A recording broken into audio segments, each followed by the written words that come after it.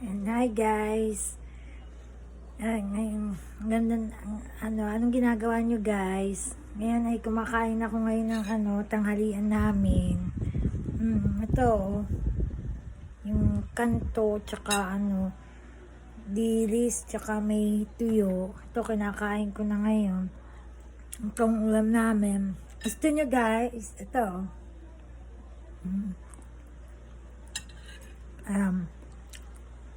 Ang init, sobra dito sa sa amin, ang init, sobra. Pag inalis mo ang pinatay mong electric pan, ang init, napakainit. Sa inyo dyan guys, mainit din sa inyo. Ngayon, nakain ako ngayon. Nagpapakulo ako ng isa pa itlog. Igisa kami ni mama.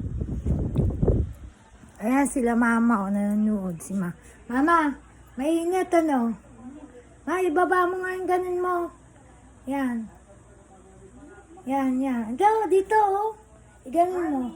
Mainit kasi ang likod ni mama. Kaya papuwisan ng init nga guys. Ayan Initan si mama. Mainit kasi guys Sobra ngayon. Mas mainit pa kahapon din. Mainit din. Mas mainit ngayon guys. So basta yung mataas ng centigrade natin ngayon sa init ng panahon. Umulan naman saglit, kaso yung isang araw, kaso mang-init pa rin. Yan guys. Maya na ako, punta naman ako ng kanto. Ayan. Stay, kayo. At maraming salamat sa inyo guys sumusuporta sa akin. Yan.